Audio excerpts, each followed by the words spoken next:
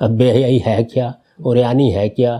کیا ایک ذرا آستین اوپر ہو جائے تو بے حیائی شروع ہو جاتی ہے؟ اگر کسی سوسائٹی کے بیمار ذہن کا معاملہ یہی ہو گیا ہے کہ ذرا کسی نے اپنی پنڈلی سے شلوار اٹھائی اور اس کے بعد آپ پاگل ہو گئے، تو اس کا مطلب یہ ہے کہ علاج ان لوگوں کا کرنا چاہیے۔ کیا کسی ریپ کے مجرم کو دین اسلام کی روشنی میں نامرد کیا جا سکتا ہے؟ ہمارے ہاں پاکستان میں لاہور میں ایک بڑا افسوسناک واقعہ ہوا ایک خاتون کے ساتھ ریپ کا، اور مجرمین جو ہیں ان کو اب کٹہرے میں لایا جا رہا ہے۔ اللہ کرے جلد انصاف ہو ان کے ساتھ۔ کچھ بحثیں ضمن میں پیدا ہوئیں، میں چاہتا ہوں اس پر آپ کی بھی رائے سامنے آئے۔ ہمارے عام طور پہ جب اس طرح کے کوئی واقعات ہوتے ہیں، سوسائٹی کا ایک عمومی رد عمل، بالخصوص وہ لوگ جو ایک مذہبی شناخت رکھتے ہیں یا جن کے اندر ایک روایتی، جس کو آپ کہتے ہیں پاکستانی ماحول کا اثر ہوتا ہے، وہ ایک بات کہتے ہیں، اور کسی حد تک ہمارے جو لیڈر ہیں یا ہمارے جو افسران ہیں ان کی زبان سے بھی سامنے آ جاتا ہے، بلکہ اس کی ایک مثال بھی آئی سامنے۔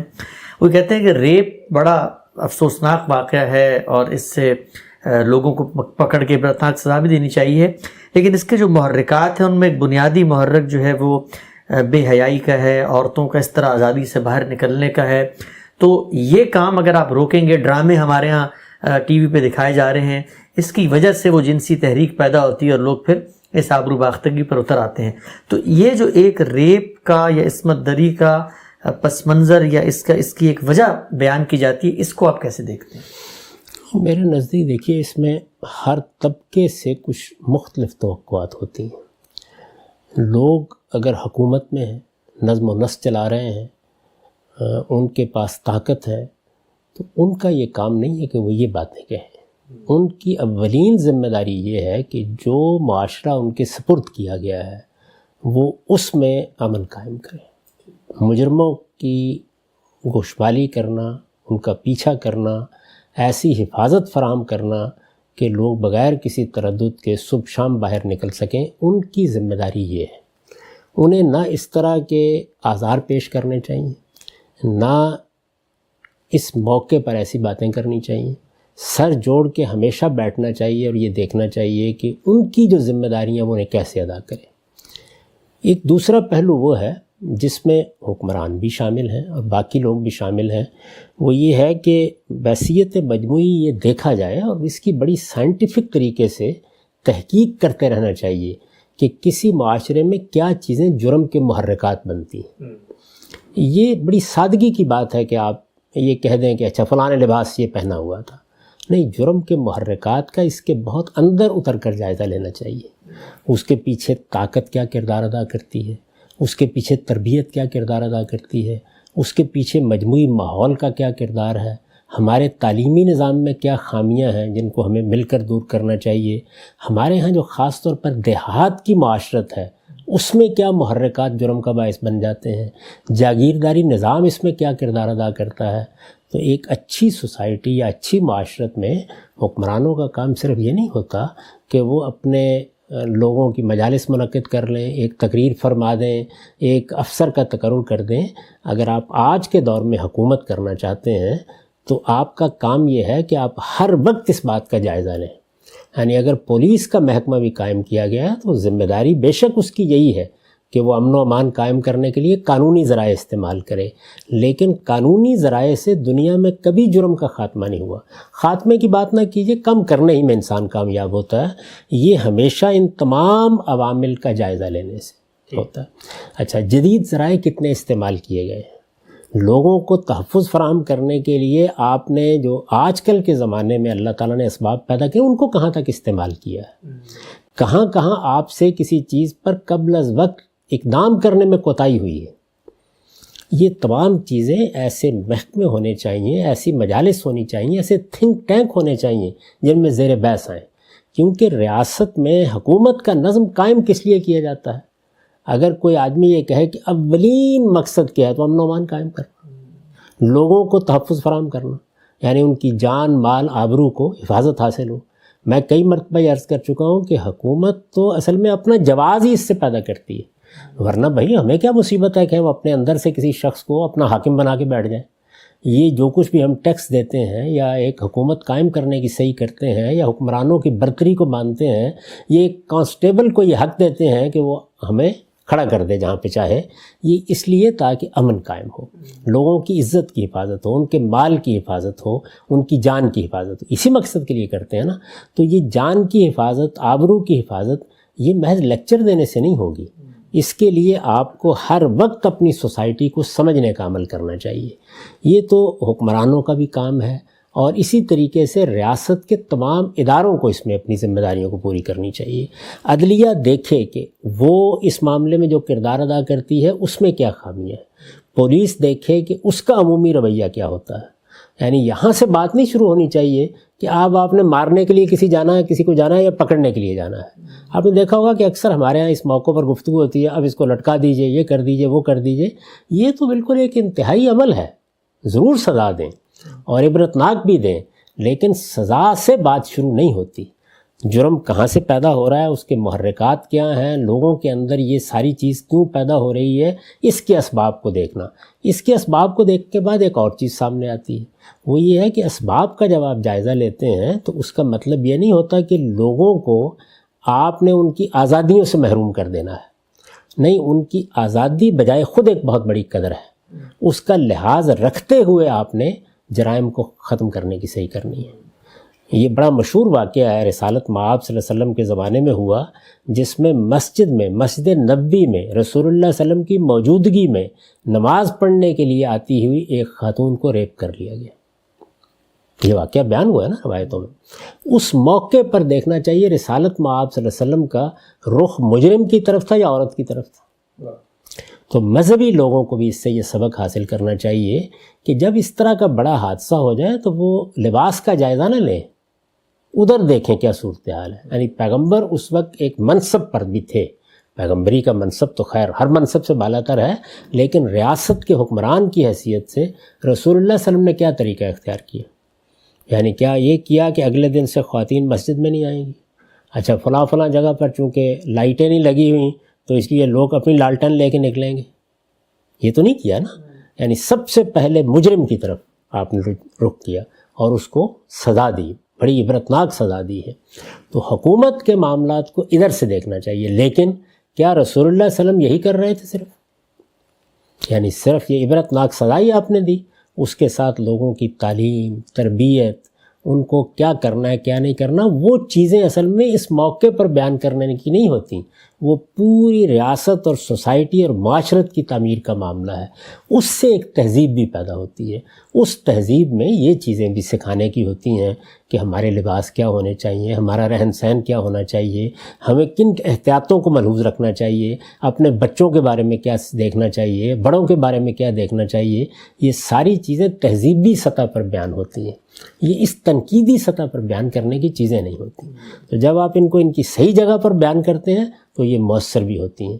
کون احمق یہ کہے گا کہ جو کچھ بھی آپ کا معاشرہ اس کی رعایت ملحوظ رکھے بغیر آپ کو اقدام کر دے؟ عام حالات میں رکھا ہی جاتا ہے، لیکن اگر ایک موٹ وے ہے اور آپ نے عمومی تاثر یہ پیدا کیا ہے کہ اس میں لوگ حفاظت سے جا سکتے ہیں، تو پھر کوئی خاتون نکلے گی نا۔ تو اس موقع پر آپ کی توجہات کا مرکز یہ ہونا چاہیے کہ ہم سے کیا غلطی ہوئی ہے، یعنی ریاست سے کیا غلطی ہوئی ہے، وہاں قانون میں کیا خامی رہ گئی، موٹر وے کا انتظام کرنے میں کیا خرابی پیدا ہوئی، ہمارے رسپانس میں یہ صورت کیوں پیدا ہو گئی، ایک خاتون نے مدد مانگی تو وہ کیوں بر وقت نہیں پہنچ سکی۔ تو ساری توجہات کا مرکز ریاست کی سطح پر یہ ہونا چاہیے۔ باقی دانشوروں کو، علماء کو، ہر ایک کو اپنی قوم سے خطاب کرنا چاہیے اور یہ بتانا چاہیے، اور اس میں پابندیاں لگانے یا کنڈمنیشن کا رویہ یہ کوئی صحیح رویہ نہیں ہوتا۔ اصل میں شعور پیدا کرنا، یعنی میرے اندر خود یہ احساس پیدا ہو کہ مجھے گھر میں ہونا ہے تو کن چیزوں کا خیال رکھنا ہے، باہر ہونا ہے تو کن چیزوں کا خیال رکھنا ہے۔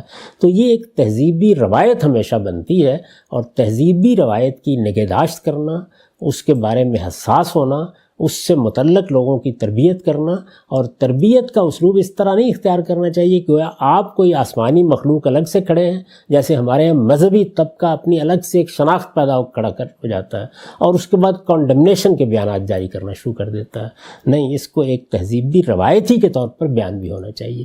جب آپ شفقت کے ساتھ گفتگو کرتے ہیں، اپنی بیٹیوں سے گفتگو کرتے ہیں، اپنی بہنوں سے گفتگو کرتے ہیں، آپ مردوں سے گفتگو کرتے ہیں، بچوں سے گفتگو کرتے ہیں، تو وہ ان کے دل میں اترتی ہے۔ لیکن جس وقت یہ رویہ اختیار کیا جاتا ہے اور پھر اس میں بے حیائی اور عریانی اس طرح کے الفاظ جو ہیں وہ ہم اپنی اصل میں پرانی تہذیبی روایت کی روشنی میں بول رہے ہوتے ہیں۔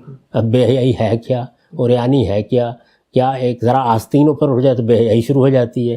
اگر کسی سوسائٹی کے بیمار ذہن کا معاملہ یہی ہو گیا ہے کہ ذرا کسی نے اپنی پنڈلی سے شلوار اٹھائی اور اس کے بعد آپ پاگل ہو گئے، تو اس کا مطلب یہ ہے کہ علاج ان لوگوں کا کرنا چاہیے اور ہمارا رخ بھی اسی جانب ہونا چاہیے۔ تو یہ میرے نزدیک ایک سے جہتی لائے عمل ہے، یعنی ایک جانب آپ اعلیٰ تہذیبی روایات پیدا کریں، دوسری جانب حکومت، اس کے ادارے، یہ سب یہ کوشش کریں کہ جرم کے محرکات کا انالیسس ہوتا رہے اور اس کے خاتمے کے لیے پریونٹیو میئرز جس کو آپ کہتے ہیں وہ اختیار کیے جائیں۔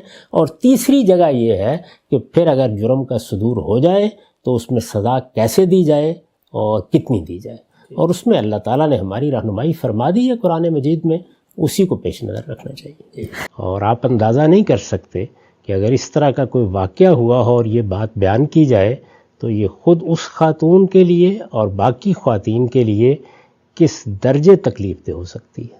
تو میرے نزدیک ایسا کبھی بھی نہیں کرنا چاہیے۔ ٹھیک، ہم سب جو بات کی جاتی ہے اس میں بیان یوں کیا جاتا ہے کہ اگر فحاشی ہوگی، معاشرے میں بے حیائی ہوگی، عریانی ہوگی، تو اس سے ہم کسی شخص کو دعوت گناہ دے رہے ہیں، لہٰذا اگر آپ نے سد باب کرنا ہے تو پہلے معاشرے کو ٹھیک کریں، خواتین برقعے پہنے، پردہ کریں، لوگوں کے سامنے نہ آئیں، تاکہ ان کے جنسی جو جذبات ہیں ان میں ہیجان پیدا نہ ہو، اشتعال پیدا نہ ہو، اور پھر نتیجے کے طور پر ریپ نہ ہو۔ دیکھیے، میں آپ سے خدمت میں یہ عرض کر چکا کہ یہ ایسے ہی ہے کہ آپ یہ کہیں کہ آپ اپنے مال کو، اپنی دولت کو تجوریوں میں بند کر کے رکھیں، تو یہ چوری کے لیے جواز نہیں بن جاتا۔ مال کی حفاظت میں کرتا ہوں، ایسے ہی ہر خاتون اپنی عزت کی حفاظت کرتی ہے، اپنی آبرو کی حفاظت کرتی ہے۔ یعنی جو چیزیں بھی موجود ہیں ہمارے پاس، کیا ہم یہ کہیں گے کہ کوئی آدمی اگر میرے گھر میں ڈاکہ ڈالنے کے لیے آ جائے تو ہم یہ کہیں گے جی آپ تالا لگا کے رکھا کریں؟ یعنی تالا تو لگا کے ویسے ہی رکھنا چاہیے، وہ ایک الگ ہدایت ہے، دو چیزوں کو ملانے کی کوئی وجہ نہیں ہے۔ یہ بالکل صحیح ہے کہ آپ معاشرے کی پاکیزگی کے لیے بہت سی چیزیں کہتے ہیں، آخر اللہ تعالیٰ نے یہ ساری چیزیں کہی ہیں، یا ہم کہتے ہیں کہ جرم کے محرکات ختم کرنے چاہیے، تو بتاتے ہیں نا کہ تعلیم دینی چاہیے، معاشی حالات بہتر کرنے چاہیے، ماحول کو اچھا کرنا چاہیے۔ اسی ذیل میں آپ بیان کریں یہ چیزیں۔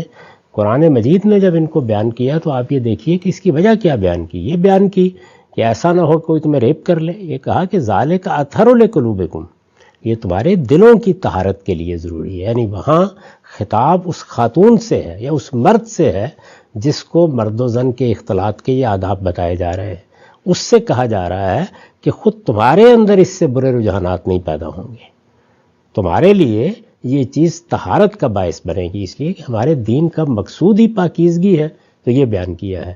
البتہ وہ خصوصی ہدایات جو سورہ احزاب میں بیان ہوئی ہیں، وہاں ظاہر ہے کہ اسی طرح کے اوباشوں سے بچانے کے لیے بعض ہدایات دی گئی ہیں، اور وہ ہدایات اس سے بالکل مختلف نوعیت کی ہیں۔ یعنی ان میں یہ بتایا گیا کہ اپنی شناخت قائم کرو، تاکہ اگر یہ کوئی بہانہ بنا کے تم پر دراندازی کی کوشش کرے تو ان کا محاسبہ کیا جا سکے۔ یعنی وہاں مجرم کی طرف رجحان ہے، اور خواتین کو یہ کہا جا رہا ہے کہ وہ اپنی شناخت قائم کرے، یعنی کوئی بہانے باز اس طریقے سے ان پر حملہ آور نہ ہو جائے۔ اور یہاں کہا جا رہا ہے کہ یہ ہدایات تمہیں اس لیے دی گئی ہیں تاکہ تمہارے دلوں کے لیے طہارت کا باعث بنے۔ تو قرآن مجید نے دونوں جگہ پر دو مختلف اسالیب اختیار کر کے یہ بتا دیا ہے کہ کون سی چیز کس سے متعلق ہے۔ تو ہمیں جو لباس کے لیے یا اختلاط مرد و زن کے لیے آداب سکھائے گئے ہیں، وہ ایک پاکیزہ زندگی کی ضرورت ہے، وہ میری اور ایک عورت کی طہارت قلب کا ذریعہ ہے، وہ ہمارے اپنے وجود کو پاکیزہ بناتے ہیں۔ میں جب لباس پہنتا ہوں تو لباس میں قرآن مجید نے جیسے بیان کیا، اپنے اندر اس احساس کی تسکین کے لیے پہنتا ہوں کہ مجھے اپنے آپ کو پاکیزہ رکھنا ہے، میرے اندر کوئی برا میلان نہ پیدا ہو، اور اس کے ساتھ یہ میرے لیے زینت کا سبب ہے۔ تو لباس ہو، آداب ہوں، یہ ساری چیزیں اصلاً انسان کی اپنی طہارت کے لیے ہوتی ہیں۔ جو چیز جس مقصد کے لیے، اس کو ویسے ہی بیان کرنا چاہیے۔ یہ ہم سب اگلا سوال ہے آسک غامدی فورم سے، اس پہ یہ پوچھتے ہیں اسی واقعے کے بعد جو ایک ڈیبیٹ مزید پیدا ہوئی، ہمارے ہاں حکام نے یہ کہا اور سیاستدانوں کی طرف سے بھی سامنے آئی یہ بات کہ عبرت ناک سزا دی جائے ریپ کے مجرم کو تو اس کو نامرد کر کے بھی معاشرے میں بطور عبرت کھڑا کیا جا سکتا ہے۔ تو سوال یہ ہے کہ کیا کسی ریپ کے مجرم کو دین اسلام کی روشنی میں نامرد کیا جا سکتا ہے؟ اس کو دو طرح سے سمجھ لیجئے۔ ایک یہ کہ اللہ تعالیٰ نے بعض جرائم کی سزائیں خود بیان فرما دی، یعنی انتہائی سزائیں۔ آپ جانتے ہیں کہ چوری کی سزا بھی انتہائی سزا ہے جو قرآن میں بیان کی گئی ہے۔ آخری درجے میں جرم کا صدور ہو گیا ہے، دین کے پورے شعور کے ساتھ ہوا ہے، اور اس کے ساتھ مجرم کسی رعایت کا مستحق بھی نہیں رہا اپنے حالات کے لحاظ سے۔ تو ہاتھ کاٹنے کی سزا بیان کی ہے، بدکاری کی سزا 100 کوڑے بیان کی ہے۔ اسی طریقے سے جب نیوسنس پیدا کرنے والے جرم ہو جائیں، جن کو قرآن مجید فساد سے تعبیر کرتا ہے، یعنی جان مال آبرو کے خلاف کوئی شخص اٹھ کھڑا ہو، جتھے بن کے لوگوں پر حملہ آور ہونے شروع ہو جائیں، انہی میں ایک چیز ظاہر ہے کہ یہ ریپ بھی ہے۔ اس میں جرم سادہ نہیں رہتا، یہ بڑی جسارت ہو جاتی ہے، اور جس عورت کے ساتھ یہ معاملہ ہوتا ہے آپ اندازہ ہی نہیں کر سکتے کہ اس پر کیا گزر جاتی ہے۔ یہ فساد کا جرم ہے۔ اللہ تعالیٰ نے قرآن مجید میں اس کے لیے کچھ سزائیں بیان کی ہیں، اور وہ بھی اس طریقے سے بیان کی ہیں کہ یہ بتا دیا ہے کہ ان میں سے جو سزا بھی حالات کے لحاظ سے موزوں ہو وہ دی جا سکتی ہے۔ 4 سزائیں ہیں وہ بیان کر دی ہیں۔ ان سزاؤں کو بھی دیتے وقت بہت سے شرائط و حدود ہیں، یعنی آپ نے یہ سزائیں دینی ہیں تو ظاہر بات ہے کہ آپ دیکھیں گے نا کہ مجرم کی نوعیت کیا ہے، اس کے احوال کیا ہیں، جرم کس طریقے سے ہوا ہے۔ خود اللہ تعالیٰ وہاں بتاتے ہیں کہ اگر مجرم نے اپنے آپ کو خود سرنڈر کر دیا، یعنی جرم کے بعد گویا اس کے اندر ایک انابت پیدا ہوئی، تو پھر آپ عام جرم کے طریقے پہ اس سے معاملہ کریں۔ یہ وہاں پر بھی بیان کر دیا گیا ہے۔ 4 سزاؤں کو اگر آپ دیکھیں تو وہ اوپر سے چلتی ہیں، یعنی سخت ترین سزائیں، اور اس کے بعد نیچے آتی چلی جاتی ہیں۔ یعنی پہلی سزا بیان ہوئی ہے تقتیل، عبرت ناک طریقے سے قتل کر دینا۔ پھر اس کے بعد سلیب، یہ سلیب پھانسی نہیں ہے، یہ وہ ہے جس کا ذکر آپ سیدنا مسیح کے باب میں پڑھتے ہیں۔ پھر تیسری سزا بیان ہوئی ہے کہ ان کے ہاتھ پاؤں مخالف سمتوں میں کاٹ دیا جائیں، اور چوتھی یہ بیان ہوئی ہے کہ ان کو علاقہ بدر کر دیا جائے تاکہ وہ کسی دوسری جگہ پر جائیں۔ اب علاقہ بدر کی بہت سی تعبیریں ہو سکتی ہیں، اصلاح خانے میں بھیج دیا جائے۔ یہ بھی اسی لیے رکھا گیا ہے کہ بعض موقعوں کے اوپر نوجوان ہوتے ہیں، یعنی اس طرح کی صورتحال سے دوچار ہو گئے، ضرورت ہوتی ہے کہ ان کو ماحول بدلا جائے، اصلاح کی جائے ان کی، تو اللہ تعالیٰ نے یہ سارے انتخاب رکھ دیے ہیں۔ یہ تو اللہ تعالیٰ کا قانون ہے جو اس نے بیان کیا ہے۔ میرے نزدیک اس موقع پر جب خود اللہ تعالیٰ نے یہ چیزیں بیان کر دی ہیں تو سزا دیتے وقت انہی آیات کی طرف مراجعت ہونی چاہیے۔ کسی وجہ سے آپ یہ سزائیں نہیں دے سکتے، یا مجرم کے احوال کے لحاظ سے، اپنے حالات کے لحاظ سے آپ کسی مشکل سے دوچار ہیں، تو اس میں جس کو ہمارے فقہا کہتے ہیں سیاستاً پھر حکومت سزا دیتی ہے۔ بہت سی سزائیں ہیں جو اس وقت بھی، جب دین میں جو سزائیں مقرر کی گئی وہ انتہائی سزائیں ہیں، تو اگر انتہائی سزا نہیں دینی ہوگی کسی مجرم کو تو نیچے آئیں گے نا، تو نیچے کچھ سزائیں لوگوں نے ایجاد بھی کی ہیں، جیسے قید کی سزا ہے۔ اب جو اسلام کی بیان کردہ سزائیں ہیں ان میں تو کہیں قید کی سزا کا ذکر نہیں، یعنی نہ فساد کی سزاؤں میں ذکر ہے، نہ بدکاری کی سزا میں ذکر ہے، نہ چوری کی سزا میں ذکر ہے، نہ قتل کی سزا میں ذکر ہے۔ وہاں پر بھی جو 2 چیزیں ہیں وہ کیا ہیں؟ دیت یا پھر قصاص، یہی بیان کیا گیا نا۔ تو یہ ساری قید کی سزا جو آپ کے ہاں تعزیرات کا حصہ بنی ہے 10 سال 15 سال، یہ ظاہر ہے کہ اسی پہلو سے ہے کہ جہاں اللہ تعالیٰ کی سزا دینے کے لیے ضروری چیزیں میسر نہیں ہیں وہاں پر آپ پھر سزا کا تقرر کرتے ہیں۔ تو اس کو انسانی تجربات کی روشنی میں دیکھنا چاہیے۔ میں یہ تو نہیں کہتا کہ اس طرح کی سزا دینا کوئی ممنوع ہو جائے گا، لیکن اگر دینی ہے تو پھر انسانی تجربات پر مبنی چیزوں کو دیکھنا چاہیے کہ اس کے نتائج کیا ہوں گے، اس سے اس کے خاندان پر کیا اثر پڑے گا، یہ کوئی اصلاح کا ذریعہ بنے گا، اس میں عبرت کا کیا پہلو ہے ابھی تک مجھے یہ بھی سمجھ میں نہیں آیا۔ یعنی اس میں بہت سی چیزیں ہیں جن کے اوپر غور کرنا چاہیے۔ یہ ایسے ہی نہیں ہے کہ ایک جگہ سے آپ نے بات سنی اور اس کے بعد بہت سے ماہرین ہیں جو اس کے اوپر تبصرہ کر رہے ہیں، تو یہ اسی صورت میں اس طرف جانا چاہیے جب کہ وہ احوال جو اللہ تعالیٰ کی بیان کردہ سزا دینے کے لیے بیان ہوئے ہیں وہ میسر نہ ہوں، ورنہ جو سزائیں اللہ نے بیان کی ہیں وہ دیجیے، ان سے آگے کیا ہو سکتا ہے۔ استدلال کرنے کی حد تک کہا جا سکتا ہے جب اللہ تعالیٰ نے عبرت ناک طریقے سے بندگی کو ختم کر دینے کی اجازت دے دی تو یہ تو بہت چھوٹی سی چیز ہے، آپ یہ سزا دینا چاہتے ہیں تو دے لیں۔